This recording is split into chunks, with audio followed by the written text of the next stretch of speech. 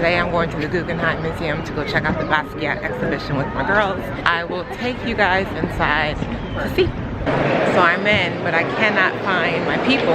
But look at this.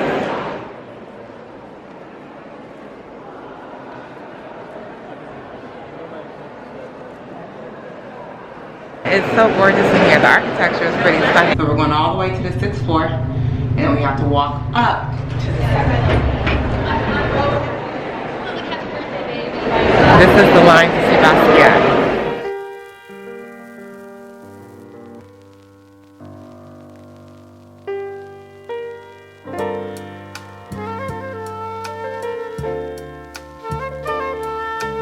Cooking soul.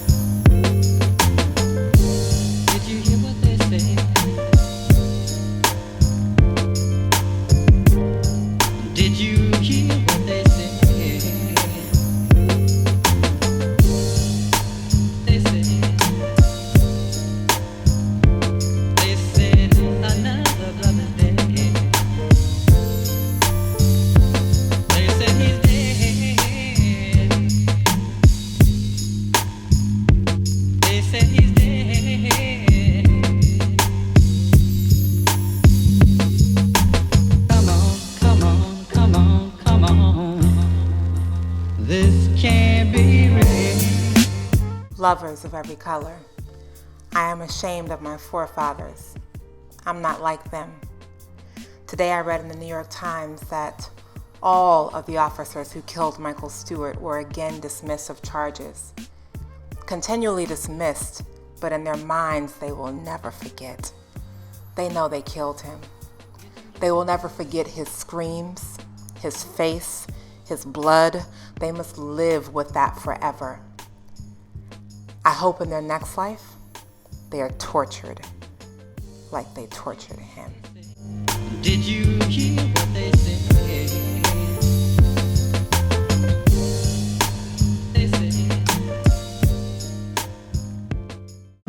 This shit is crazy. I didn't know that this exhibit was going to be about the death of a black man, another senseless death of a black man killed by the hands of white police. I also didn't know that I would be sitting in the exhibit, overhearing the triggering comments and remarks of other people, namely white men, who were referencing and speaking about how cool his style was and how interesting his technique was, and nothing to be said about the subject matter of black men being killed. This exhibit... I'm in the bathroom because I want to scream. Like, I'm in the bathroom because I have so many emotions running through me that are just, as a black American person who grew up in the South, in Atlanta, Georgia, who is still linked to people living who have lived through the traumatic experience of racism, of police brutality, of being dishonored simply because you are a black person, who have experienced hostility and brutality because there's a belief in an idea that one person is superior over another. There's this idea that whiteness is superior. And not only is it in the minds of white people, it's in the minds of black people, it's in the minds of brown people, it's in the minds of people, because white supremacy is such a overarching belief and idea that penetrates societies and sickens them and weakens them. And so this exhibit is not just art. A person, a human being died. There's so much happening and I can't process it all. I need to get this out of my body and I'm going to move it through. Cooking soul.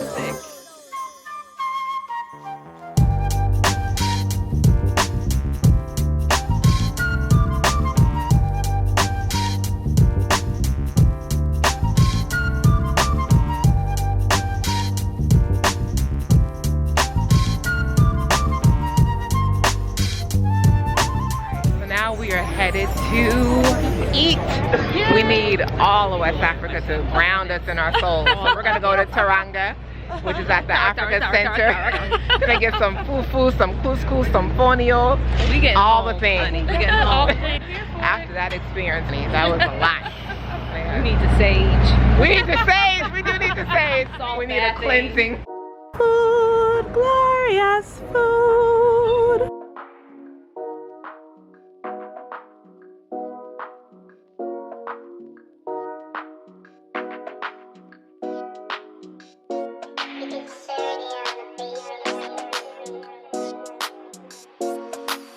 Yes, honey.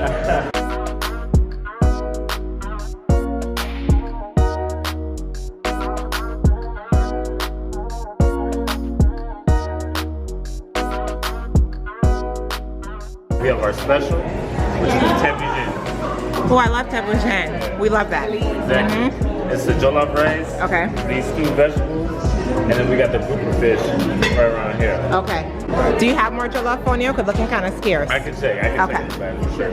So you, They have fufu, they have black eyed peas salad, this is a watermelon salad, they have kelewele, aka plantains, and they have a beet and fonio salad. Fonio is like a grain similar to couscous. and this Ooh. side as well, it can be a vegetarian made. Okay. Ooh, that looks delicious. What is this? Those Ooh. Is there more? Is there more? Because we want it. Thank you, boo. right here. And then they have these things. So, this is... We are not interested. So we are finally here, y'all. This food looks amazing. This is all West Africa. I'm talking like you have Senegal, you have a little bit of Ghana, you have a little bit of Nigeria, all mixed up into one. So we're about to get our lives and eat.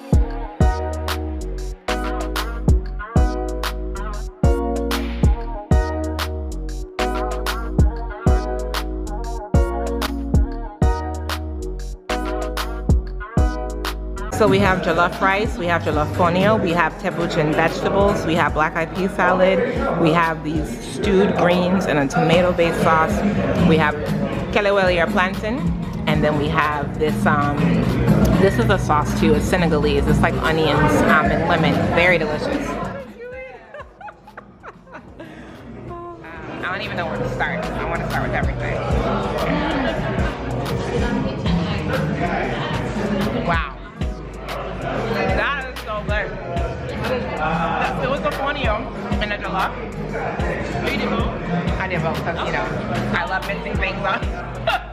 You mix all the things together. And these are the greens. Wow.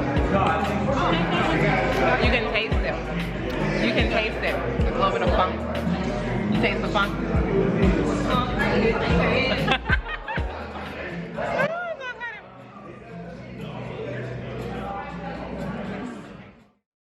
Speaking of food being a remedy for the soul, I've been spending time with people who also view it this way, who understand that deep down there's a human connection and food creates that.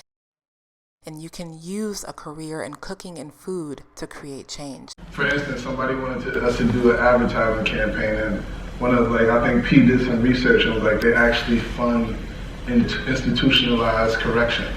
So we're like, all right, we're not gonna take that check, you know, so it all depends, you know. Investing in people as a tool, you know, these are all tools and resources, and I think it comes all back to, you know, what you said about money. You know, it's about power, and it's about understanding who has it, how it's wielded, how we use it.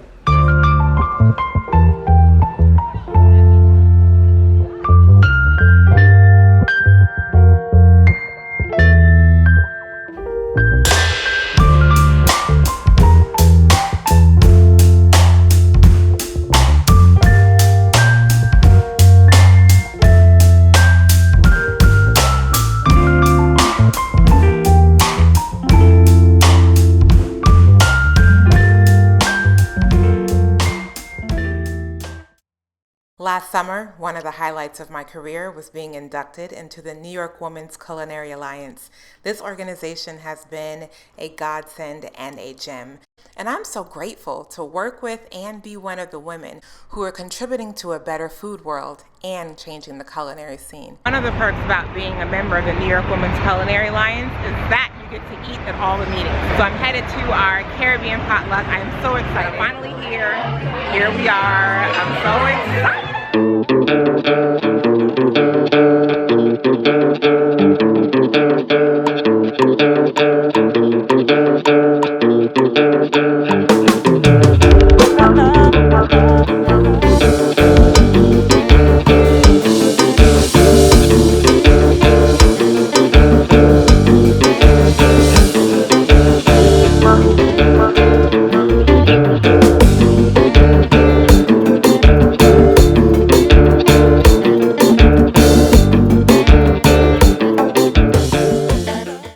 Thanks for watching, you guys. In the next episode, we are headed to Morocco, Marrakesh to be exact, and we are going to spend time lounging and luxuriating and relaxing before we head into the rest of the city and explore all that Morocco has to offer. If you enjoy these videos and you want to be notified the next time I upload, subscribe and click the notification bell. I'll see you soon.